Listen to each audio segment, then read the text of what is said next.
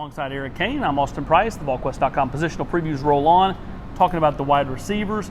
This is a group that has got a lot of talent. Yep. Now, maybe some of it's unproven, Eric, but there's a lot of possibilities within that wide receiver room for different scenarios, for different guys to step up and become playmakers and stars. Yeah, I think the overall so much talent in this group, and this is going to be the group that where you're going to see a lot of guys play. Of course, this team wants to go up tempo.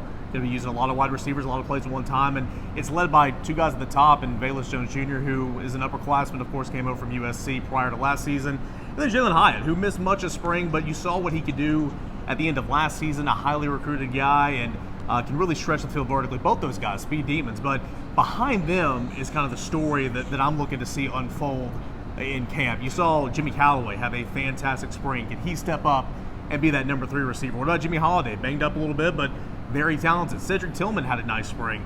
A lot of guys who will play, but just not a lot of guys who have been the guy before, and they're going to have to step up. Yeah, the one guy that I'm most interested to see if it translates from spring to fall, because he was a really pleasant surprise in spring, was JUCO transfer Anderson Kobe. Yeah. He had a really good spring. You know, he got out there those first couple of practices when the media was there. He had a little bit of the drops, but the more that he kind of hung in there, the more you heard about the plays he was making in 11-on-11 work and so on and so forth. So I'm interested to see what he can get done, because to me, he's a kid that could be that potential late bloomer that really helps this football team this fall. But you're right. You know what you're getting out of Bayless Jones. You know what you're getting out of Jalen Hyatt. I even think you know what you're getting out of Cedric Tillman. Yeah. But it's what do you get out of Callaway, Holiday, and that group? Because Holiday, and talking to people on staff, for what he could do in spring, which most of it was in a black jersey, he was very impressive to the staff. Yeah. For how he conducted business, for what he was able to get done in limited work. And then Callaway did have a really good spring. So Tennessee, offensively, they're going to go as their quarterbacks go, but that goes hand in hand with your receivers. And so can Tennessee's wide receivers step up and be a really big, nice piece to this offensive puzzle?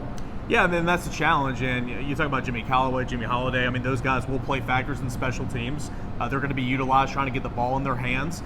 You talked about Anderson Kobe, the newcomer. You mentioned struggled a little bit early on in spring, but as spring went on, we saw him go up, make high point catches, go across the middle, lined up on the outside, lined up on the inside. He can stretch the field vertically again.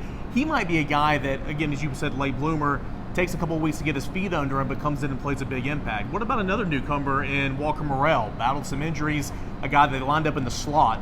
Love the way he runs routes, the speedy guy as well. So you're getting the theme here. There's so many options. It's just outside of those top two, who's going to step up and solidify themselves. You mentioned Cedric Tillman, kind of what we know about. I think he's a red zone guy. He's a big guy. He's a bigger guy, yeah. He made a lot of good catches. And now that Malachi Wideman's no longer part of the program, you need a big guy in the red zone. Yeah, and I think the tight ends, along with Cedric Tillman, could be utilized in the red zone down there near the goal line like you saw in the spring game. So a lot of opportunities. Again, outside of those top two, I think it's anybody's ball game, and whoever practices well, performs well, could be getting more and more reps. But overall, I think a lot of wide receivers will play. Well, the one thing I think going into this season, how the season will play out wide receiver-wise, is I don't think you're going to ever have this one guy. Yeah. Like one game it may be Jimmy Holiday.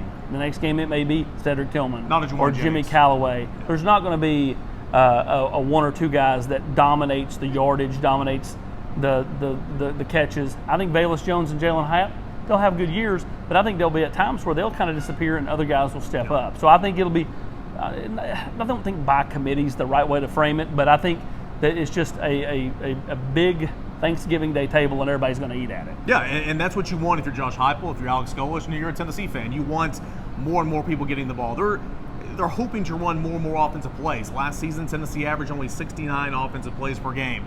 UCF averaged nearly 90. Of course, are you going to get to 90 per game? Probably not year one, but you're going to see more and more and more. So more players getting the ball, more players spreading the wealth, and you want everybody kind of getting that piece of the pie so they stay fresh, and hopefully it translates into yards and big plays, 20-plus yard plays. And I think this group has the potential, not only with Hyatt and Jones at vertical threats, but under the middle, down across drags, kind of stuff like that. And you can also utilize a lot of these guys in the backfield like the previous staff tried to do with Bayless Jones Jr. before they kind of gave up on that idea. He's Eric Kane. I'm Austin Price. This has been a look at the wide receivers 2021 positional preview.